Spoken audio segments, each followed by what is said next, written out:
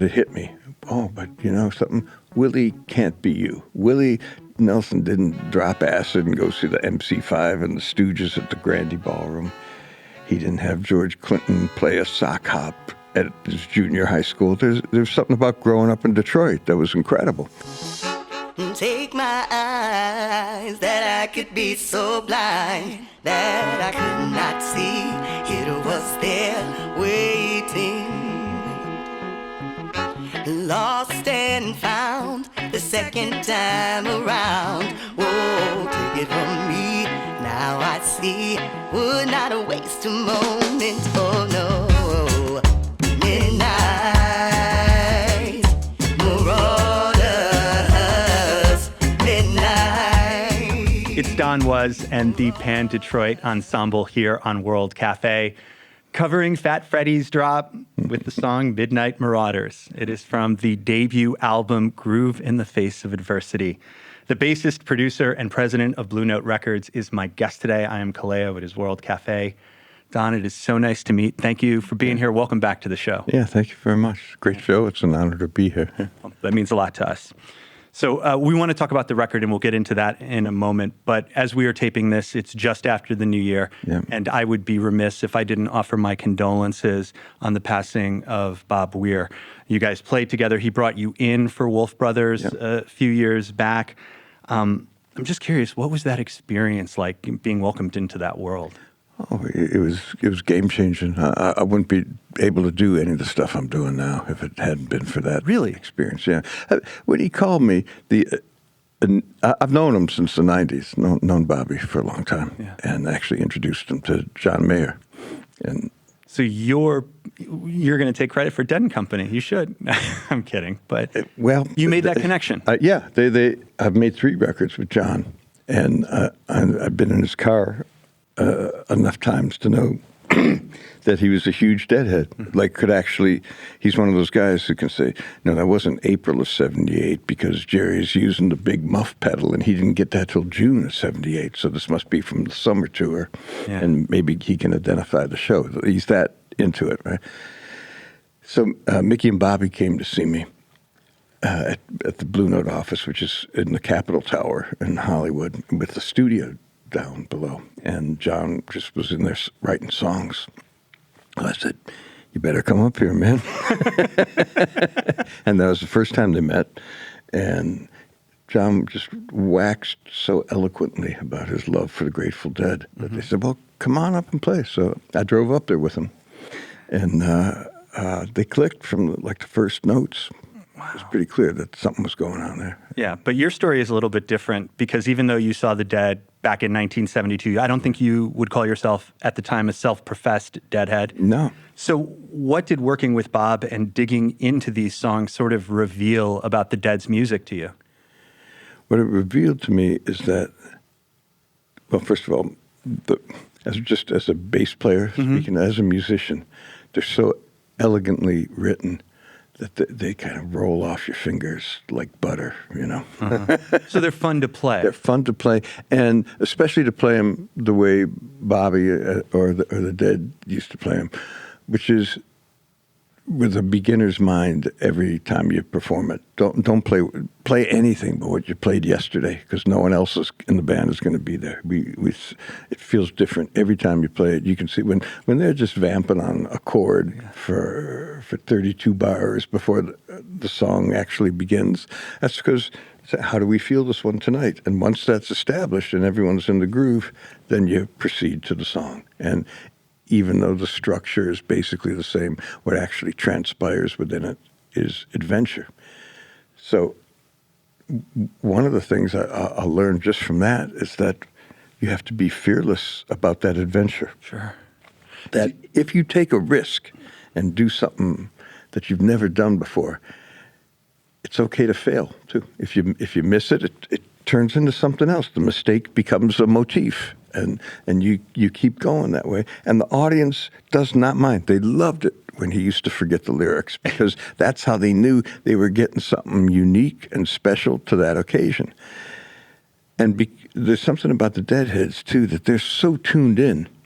I could see their faces. I could see them reacting. You can feel the energy coming back to the stage. Yeah. The audience becomes a member of the band. And that helps make every show different too. But when you include them in like that, that's the magic. You get that circular energy going between the conversation musically that's happening on stage and the audience's participation in it. You can blow the roof off the theater maybe a couple times a night.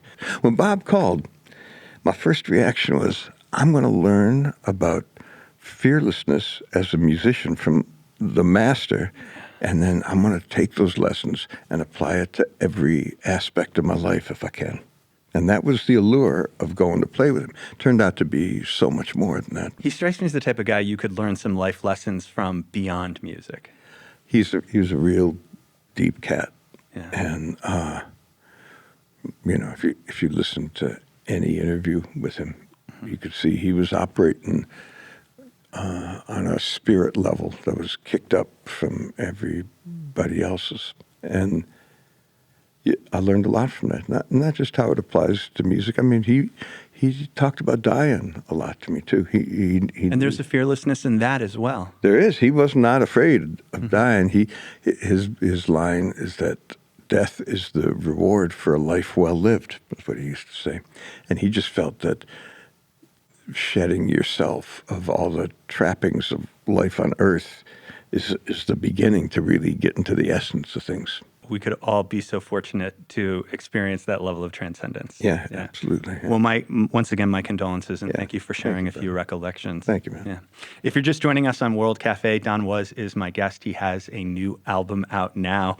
And I looked back through your discography. This is the first time your full name is on the that's true. tin, man. Good observation. And I think that means a lot. Tell me about the Don Was Pan-Detroit Ensemble. What's the story of this project? There's a great musician, Terrence Blanchard, jazz trumpet player, but he also composes opera, won Oscars for film scores. He was curating a series of Detroit jazz nights for the Detroit Symphony Orchestra. And so he called me up and asked if I wanted to do one. And I said, yeah, of course, man. And then it hit me that I didn't have a band and I didn't have any songs. Whoops. So I thought back to a time in the early 90s when I first got on a roll as a producer. And in short order, I ended up working with a lot of my heroes. I was in the studio with Bob Dylan, with Mick and Keith, with Willie Nelson, Chris Christopherson, Brian Wilson, Leonard Cohen, arguably some of the greatest songwriters of our time. Right? And it was an incredible period, but one byproduct of it was that it gave me severe writer's block for about 5 years. Because every time I sit down at the piano, I play for 15 seconds, and I go, well, what is the point of this, man? It's like Brian Wilson lives a mile away from me. Just let's give him the lyric. And so I got nothing done for 5 years. And then one day I was in the studio with Willie, again, lamenting the fact that I could never be Willie Nelson. People, yeah. But it hit me. Oh, but you know something? Willie can't be you. Willie Nelson didn't drop acid and go see the MC5 and the Stooges at the Grandy Ballroom. He didn't have George Clinton play a sock hop at his junior high school. There's something about growing up in Detroit that was incredible. So in the music business, record companies tend to think that if you're different from whatever's fashionable, you're a marketing problem.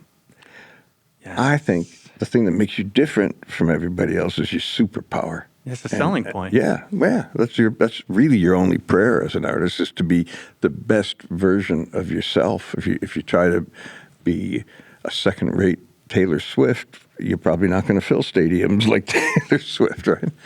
Yeah. So I applied that lesson to solve my Terrence Blanchard dilemma, which was, all right, if you're going to put something together, don't try to be like the other jazz artists on Blue Note Records. Sure. You're not Robert Glasper.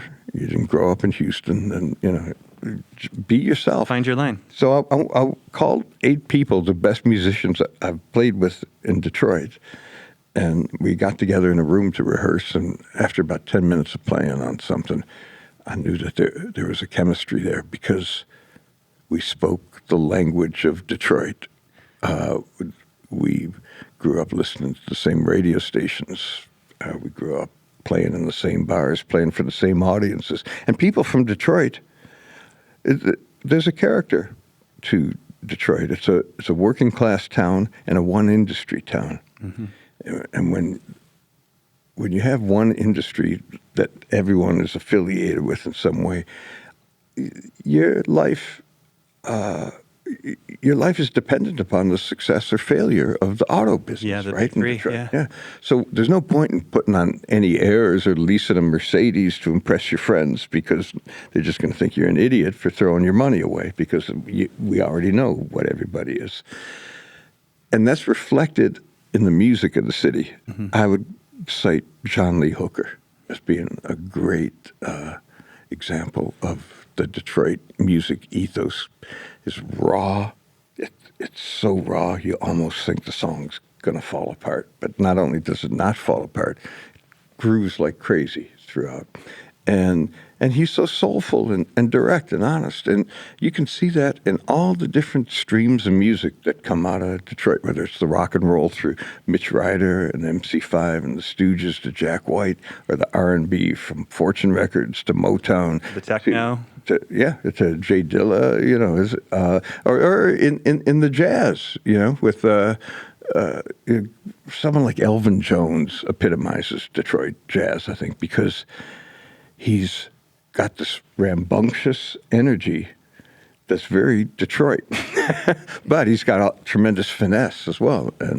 But if you isolate his tracks, like with him playing with Coltrane, and hear what he's actually playing, he's on fire, man. Like literally, it's just so much power and aggressiveness in it. He's the MC5 of elegant jazz drummers. Well, I mean, and Detroit has that in its DNA, unlike so many other great music cities, maybe Nashville in terms of its identity, but Detroit has such a strong, pervasive musical identity that shapes everything that you hear. And it sounds like, you told, I can't remember who you told this to in an interview, that when you were in the studio recording these songs with these musicians, it was almost too comfortable. Yeah. And that, you're like, this is more than just a one-off. Can you talk a little bit about the specialness of this group? Yeah, well, we got together and started playing, just to rehearse for this one show. Mm-hmm. And I host a radio show on WDET. WDET, the NPR station in Detroit, with a great DJ named Ann DeLisi. And we've been doing it for about 5 years. So we rehearsed on a Saturday. We do the show live every Friday night. And I don't know, I just picked out some of the songs we played the night before on the show. Nubian Lady, it was Yusuf Lateef recorded it. It's a Kenny Barron song. Mm-hmm. Insane by Cameo. Midnight Marauders by the Fat Freddy's Drop guys. And we were just trying to see what kind of breadth we had as a band, but how can we make each of these things not be karaoke versions of them, but have the essence of the Detroit feel and sound? Mm-hmm. And it was, like you said, it was just easy. And I knew after the first song, just after playing together for 10 minutes, we had a level of comfort that usually takes about a decade to establish in a band.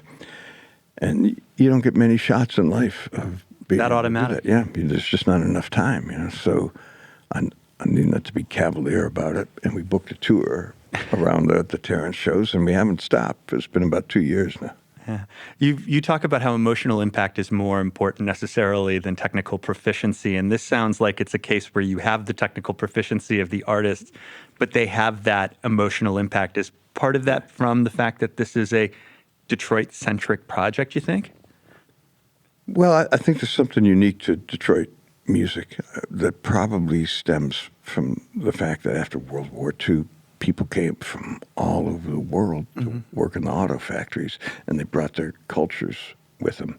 Yeah. So there's certain things like just genre not mattering at all. It's so true. Because if you start blending cultures over a period of time, it all becomes one big culture. The melting pot. Yeah, exactly. So that's what's happened with Detroit music.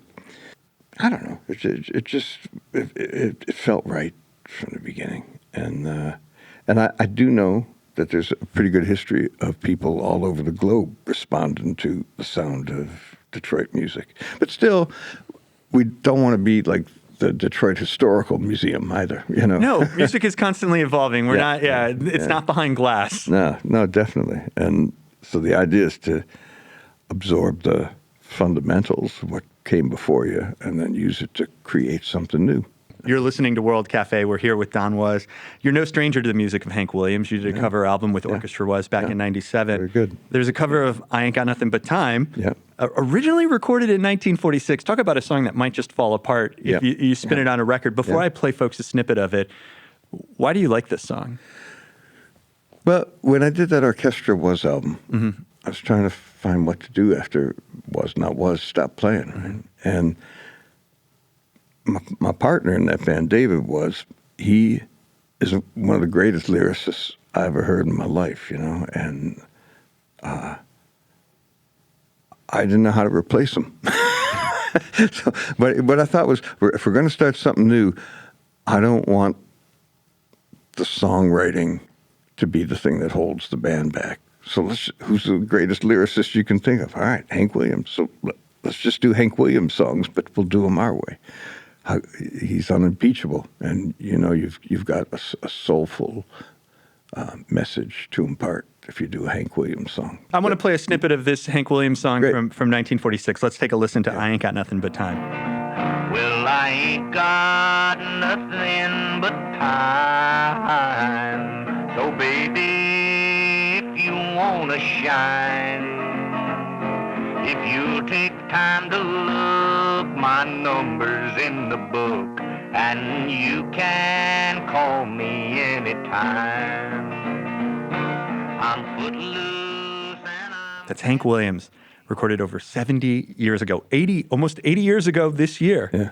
You know, I remember when I was at a barbershop about a decade ago, there was an old poster on the wall. I don't know if it was a reproduction, but it was like Hank Williams in concert, the maestro of sad songs. And I loved that. There is something about how he evokes emotion in his writing. How do you translate that when you're taking this country song and making it something very jazzy, very R&B? You try to match the emotions behind it. Hank Williams did an interesting thing. I think it had to do with the nature of the gigs he played. He was playing roadhouses and bars, right? Tough places.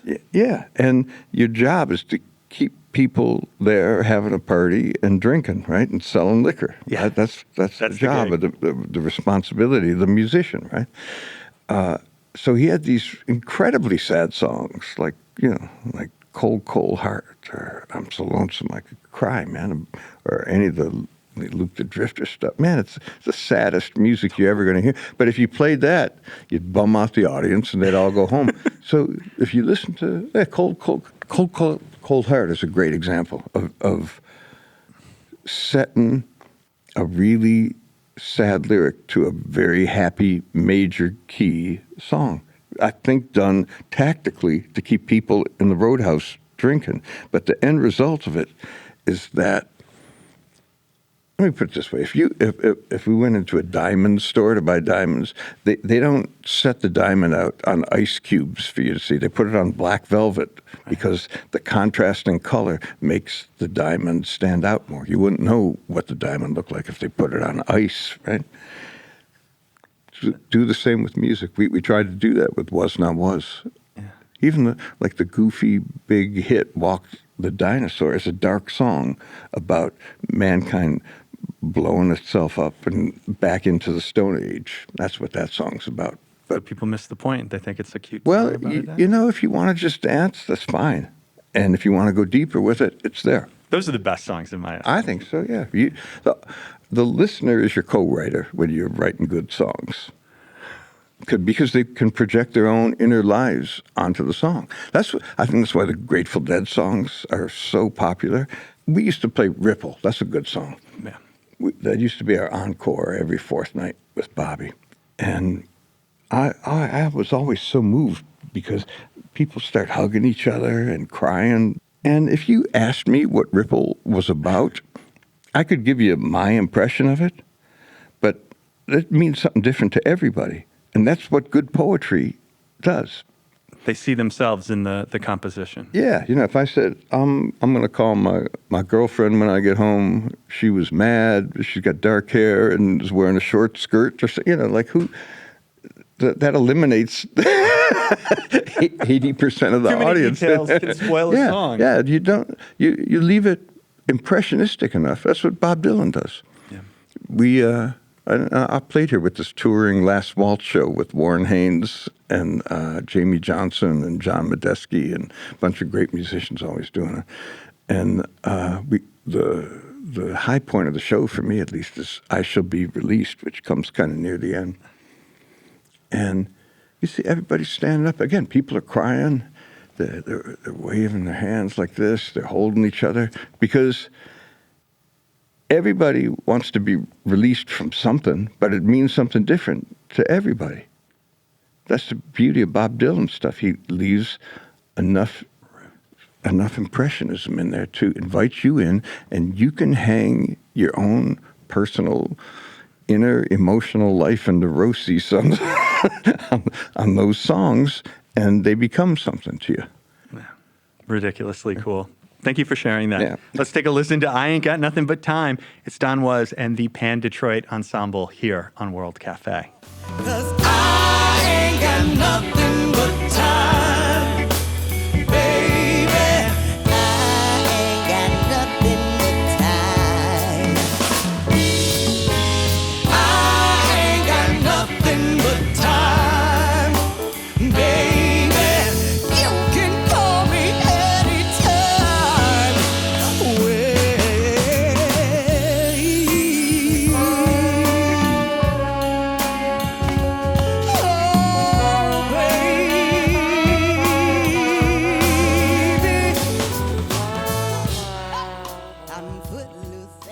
It's World Cafe, Don Was, and the Pan-Detroit Ensemble from their new album, Groove in the Face of Adversity, a cover of I Ain't Got Nothing But Time, originally performed by Hank Williams. Don Was is my guest. I'm Kallao. This is World Cafe.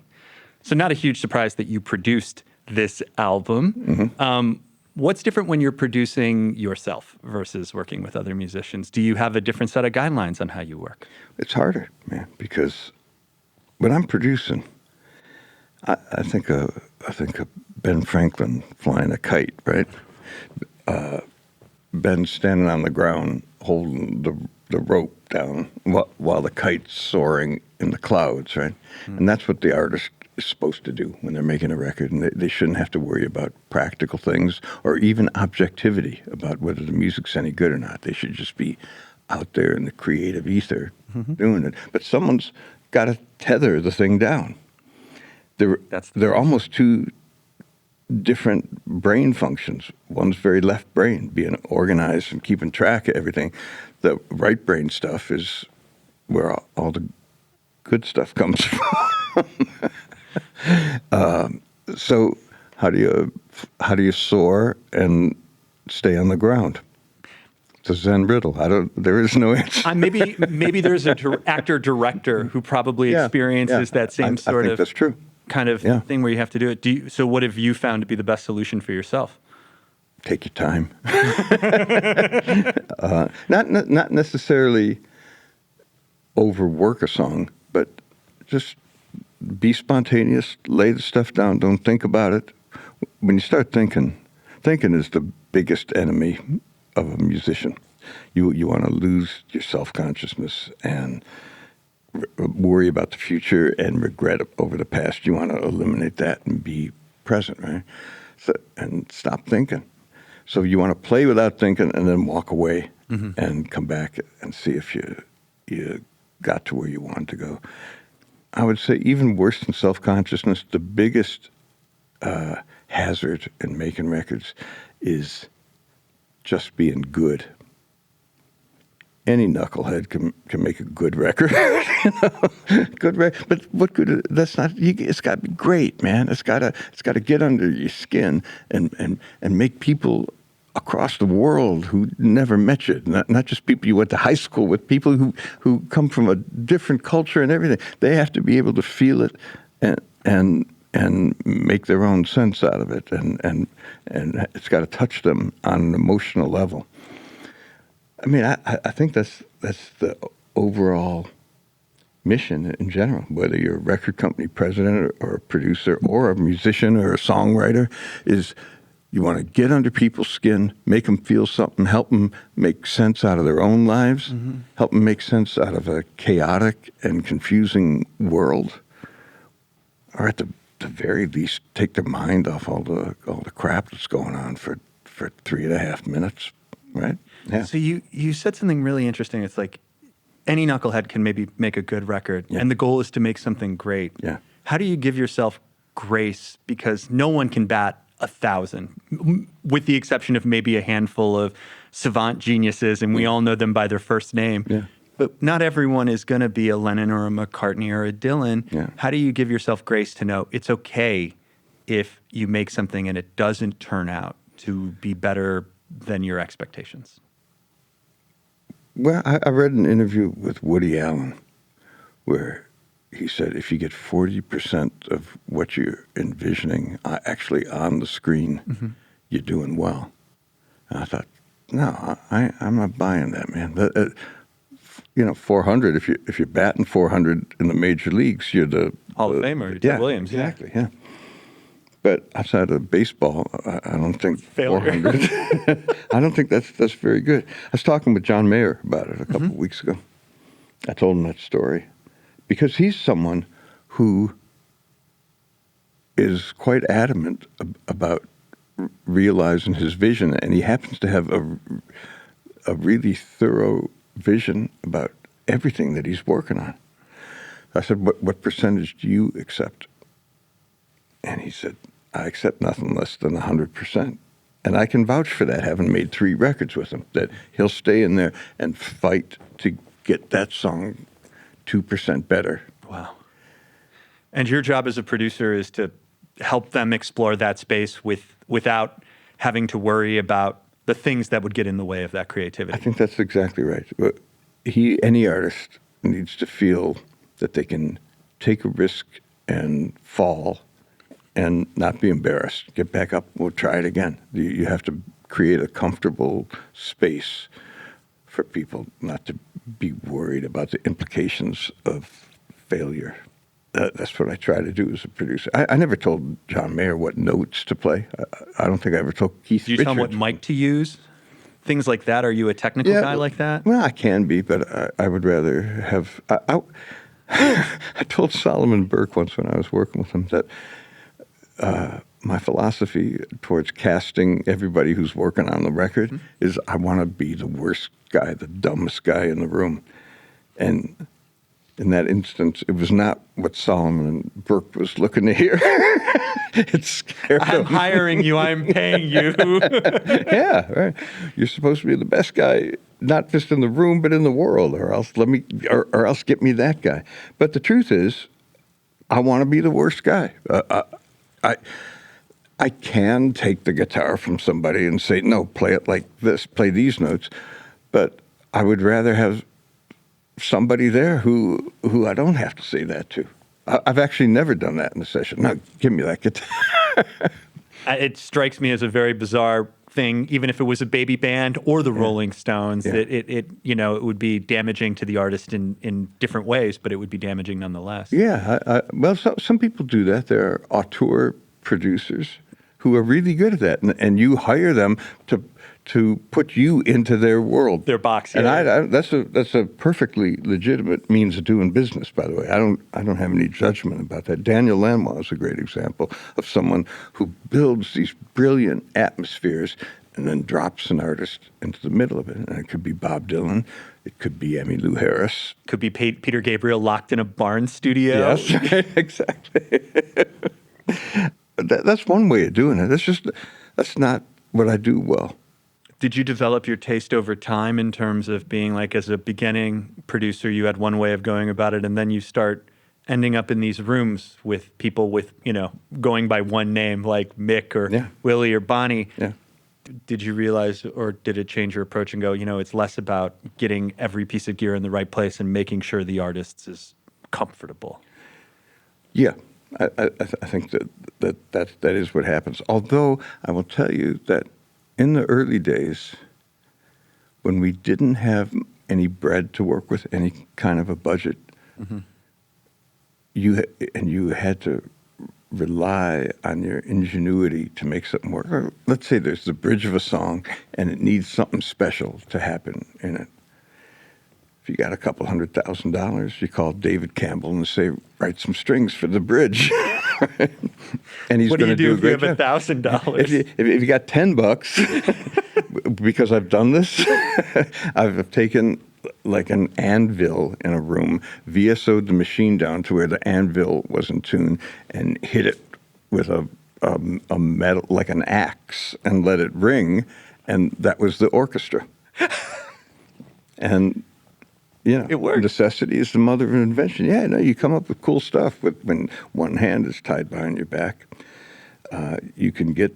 That's another danger in making records, is that once you learn how to do a bunch of stuff, you can fall back on convenience. I would be so worried about analysis paralysis if you had every equalizer, every compressor, every piece of gear. Yeah. You just sit there and go, all right, well, you could take forever to make a record if you wanted to.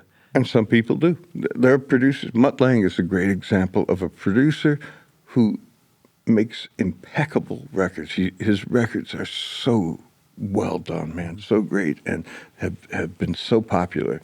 And he's notoriously meticulous about everything, but it pays dividends. You got to know what you're signing up for as an artist. I'll tell you a story, man. One time I was producing Willie Nelson, and we were going to cut Paul Simon's song American Tune. So we asked Paul to come in and play acoustic guitar on the song. So it's just Paul and Willie. And I booked the studio for about 2:00 in the afternoon. And then I booked a band to come in at 6, and we were going to cut some more songs. How hard can this be? Paul wrote the song, plays it live all the time, knows the part. Willie learned the song and sang it beautifully, absolutely beautifully.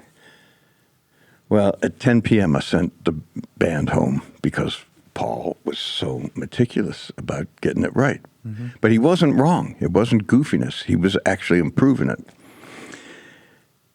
Around midnight, he puts his coat on. He said, all right, I'm going to split, but do something really special in the bridge. And he said, no, don't go.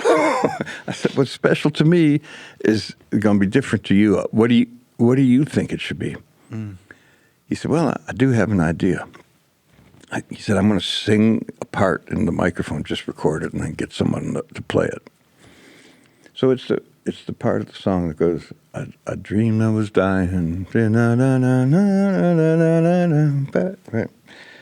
So we play that part back, and he's going to lay down this vocal part for us to copy later. He goes, da-da-da. No, go back. No, go back. 3:00 in the morning, he finally has a part that's in there. I was in the studio. Mark O'Connor, virtuoso violinist, and Paul Franklin, pedal steel player. They hung around to watch Paul work. Oh my gosh. Mark O'Connor tried to figure out what Paul had sung on the tape and couldn't get it. There's a guy who plays with symphony orchestras. It was so complex and crazy rhythm, but Paul Franklin, using Nashville number notation, was able to decipher it. And Paul stayed, and Paul Franklin played the part on the steel. And it's so great. And Paul Simon, man, what a stone cold genius coming up with a part like that. And to sit there and watch him work. But if you took a second of that, isolated and looked at it, you'd think he was out of his mind. Mm-hmm. But in fact, it was a genius at work. And if you want, you can play the bridge. Who am I to argue with a radio host who knows a good sound cue? Well, yeah, listen to the steel part, the pedal steel part in this section of the song, and you can hear what Paul Simon came up with. Let's take a listen. It's Willie Nelson here on World Cafe. I dreamed I was flying High up above, my eyes could clearly see the Statue of Liberty sailing away to sea. I dreamed I was flying. We're talking with Don Was here on World Cafe, and that incredible bridge, originally sung at 3 a.m. by Paul Simon in a recording studio, turning into something absolutely beautiful. Don Was is my guest. I'm Kallao. This is World Cafe. There is one interesting, I mean, you have some incredible credits to your name as a producer. And, you know, like I said, Stones, Bonnie Raitt, Willie Nelson, Leonard Cohen, we can go on and on. But there was one aspiring singer-songwriter in the 90s that you produced that nobody had ever heard of before, a guy named Chris Gaines. Which the laugh is because that was Garth Brooks' alter ego in disguise. Right. And it just an incredibly weird story of music history from the 90s. What was the pitch to you? Did you know what you were getting into when this happened? I did, but it changed in the middle. Here's what happened.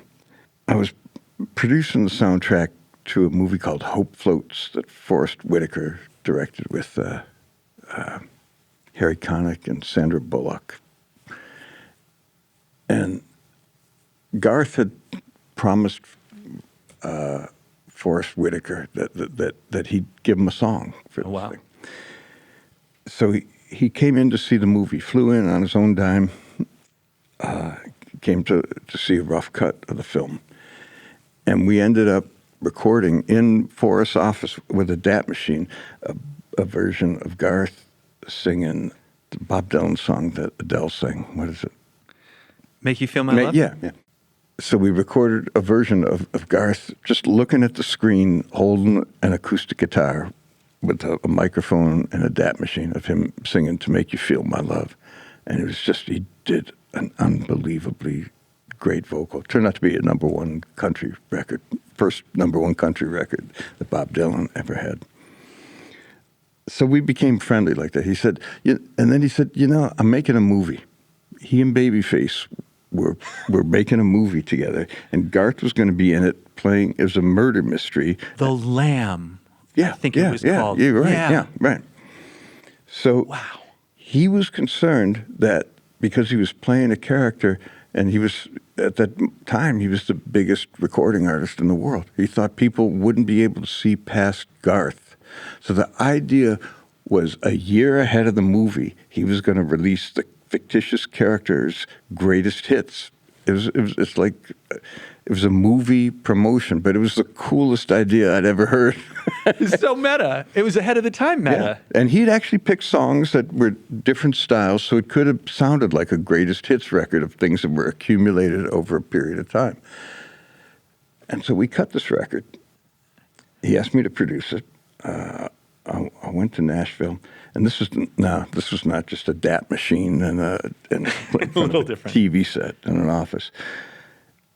And the first song we cut, I had just had an incredible experience with him because, well, if you're in the recording studio and you think about the speakers being in front of you on the console, think of that as being like the 50-yard line in a football game. Again, any knucklehead can stay on the 50-yard line. A great artist leaps out of the speakers and gets right in your face. That's what a star is. That's charisma. It's like being photogenic. Why do people hire Claudia Schiffer to model a pair of jeans? Because when you see her, she's photogenic. She leaps off the page and draws your attention to the ad. And before you know it, I want those jeans. So this is being audiogenic, and it's not something they can teach it in music school. It's not something you can build and evolve into. You either got this gift or you don't. Few people I've worked with have. Mick Jagger's got it. If you listen to Tumbling Dice, listen to how low that vocal is mixed. Like no one in their right minds would put a vocal that low. But it didn't matter because you cannot suppress his charisma. He leaps out at you. Aretha Franklin, I got to record with her. Gladys Knight, Bonnie Raitt, Scott, Frank one of Sinatra, ones. you know, yeah, a lifetime. Yeah, for a couple of lifetime have it. And Garth was like that. Garth stepped up to the microphone, and his voice jumped out of the speakers so far that it was almost like he was behind me. And I thought, oh, I get it now. Now I understand why he can get a stadium full of people in there, and everybody thinks he's singing directly to them because his charisma is so enormous, right? So that was the story with that. Then the movie didn't get made. So now we got this album and he sang brilliantly, man. He did all kinds of styles of music, you know, including like a Babyface sounding song that if you heard it, you wouldn't believe that it was the biggest country singer in the world or even the biggest pop singer in the world. It was, he was just great on it. Unfortunately, it made no sense without context, you know, without having the film. And then he had to make up stuff about the character and round out this Chris Gaines character. And it was so different from what his fans expected of him. If you're that big a star,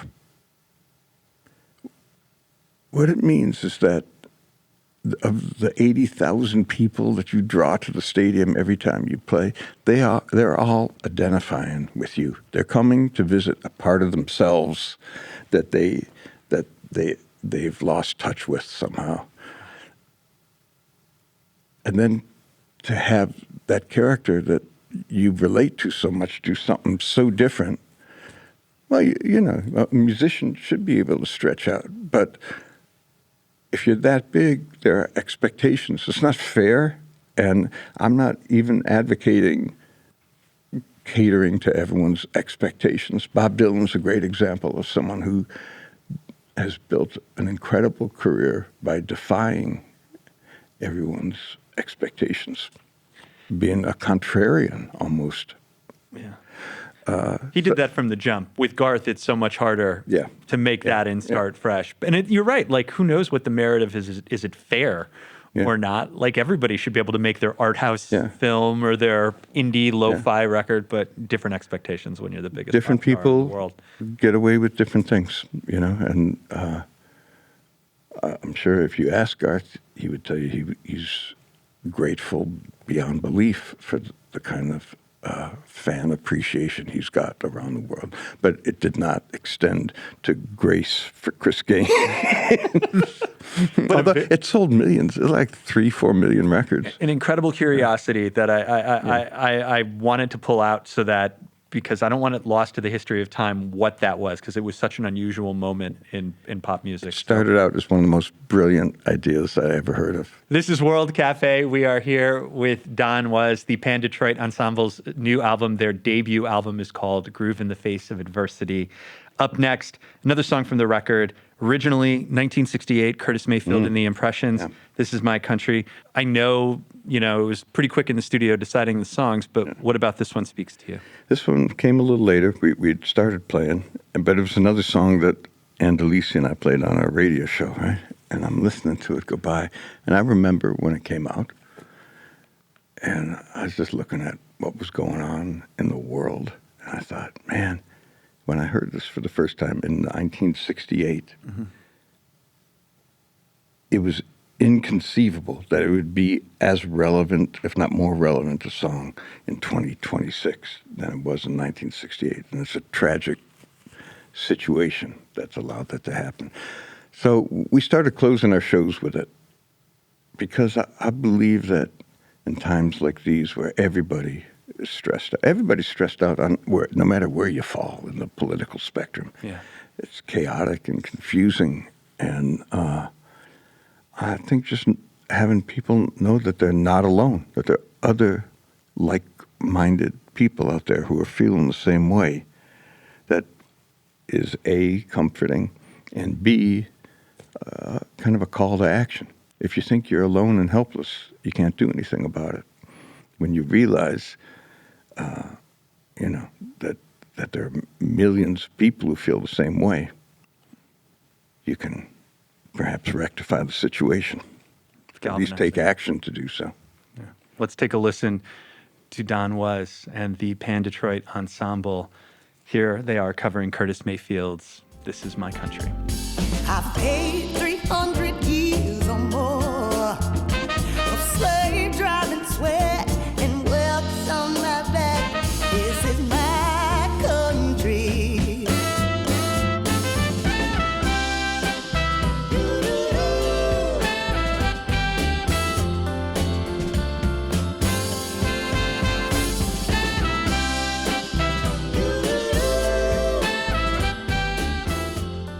It's Don Was and the Pan-Detroit Ensemble. This Is My Country, originally by Curtis Mayfield in The Impressions. It's from the new album Groove in the Face of Adversity. Don Was is my guest.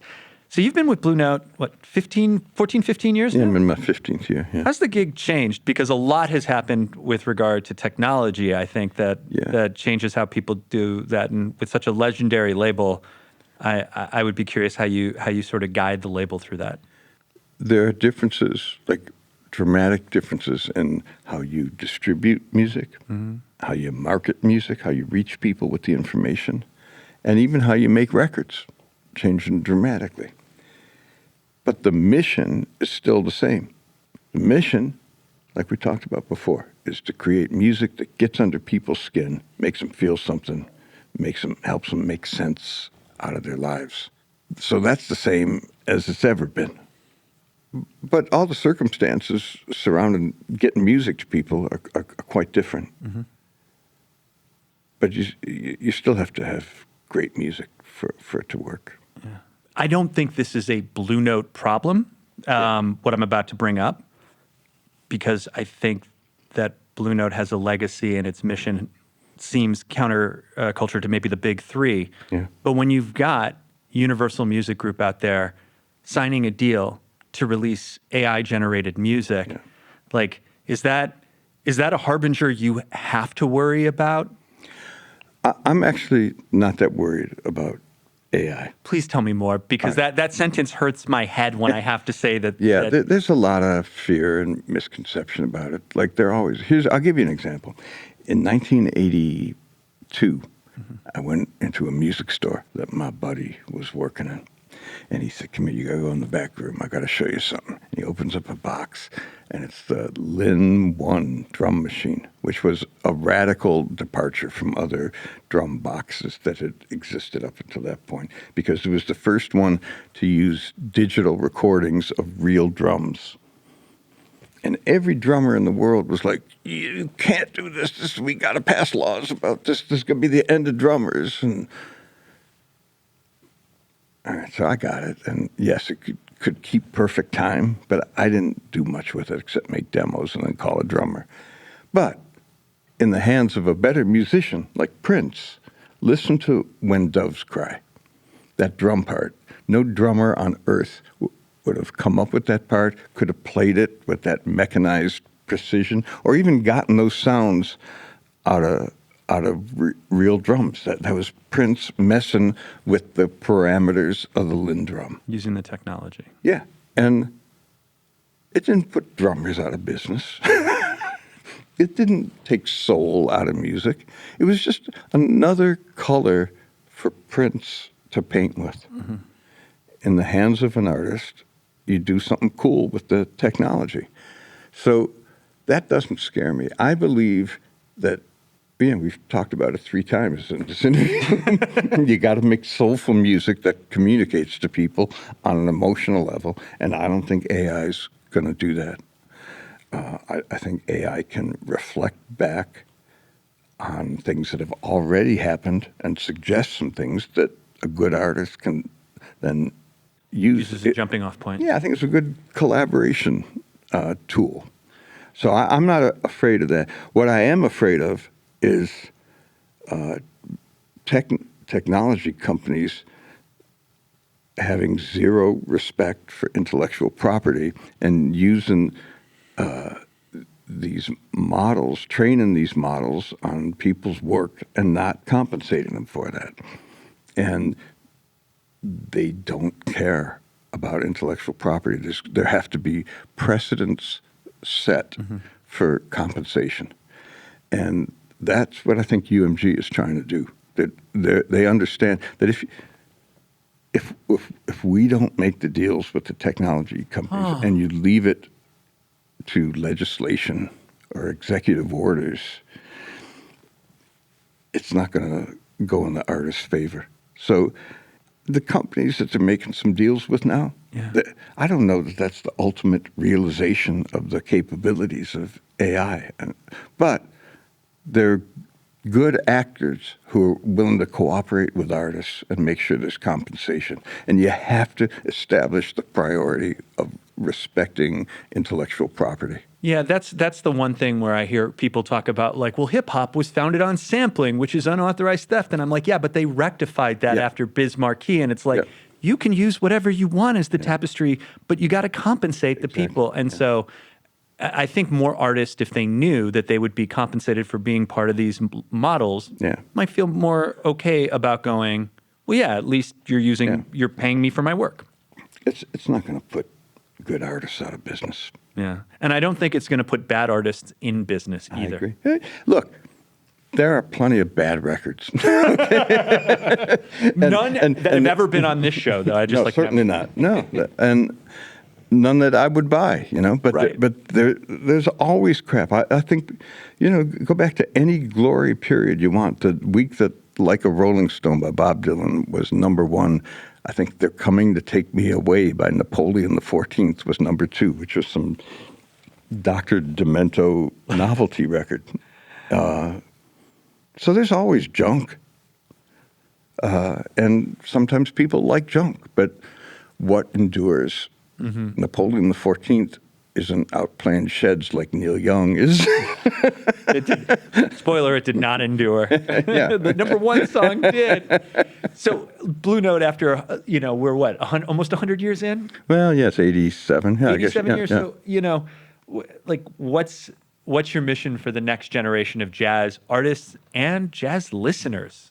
Well, here's the scoop, man. When I first took the gig, I thought, we better determine what it is about the music from whatever classic period of Blue Note you want to tap into is. What is it that makes those records sound relevant today? Because that's why Blue Note stands out. They're not.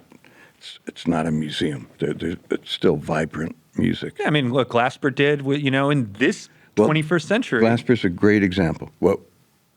What always happened, going back to Thelonious Monk in 1948, is that the label has signed artists who learned and absorbed and mastered the fundamentals of everything that came before them, and then used that knowledge to create something that just broke down the barriers that pushed the threshold of music and moved it forward. The music kept evolving. Monk changed everything. That was a pretty risky signing in 1948. They could have had anybody. They signed the most radical keyboard player, composer in the world. And over time, every jazz musician has absorbed Monk.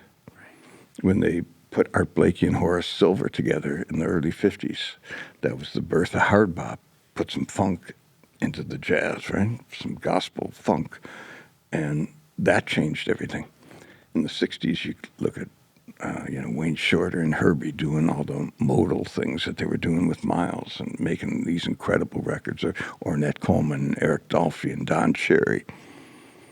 And Glasper, who you mentioned, same thing, 2011. Yeah.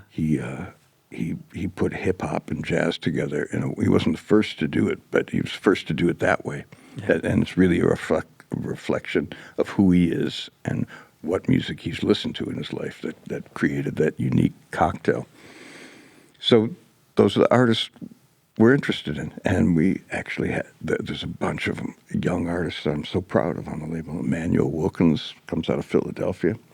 Joel Ross, Julian Lage, Melissa Aldana, Domi and J.D. Beck, Paul Cornish, incredible young artists. So that's kind of our mission, is to honor the music that came before and make sure it's still available in the best possible formats to listen to them in the highest quality, and to and to make sure it doesn't turn into the Jazz Historical Museum. Yeah. Keep pushing forward. Yeah. It's Don Was here on World Cafe. We've got one last performance to get to. It's an original that was originally from the Backbeat soundtrack, but it is on his new album, Groove in the Face of Adversity. Take a listen to You Asked, I Came.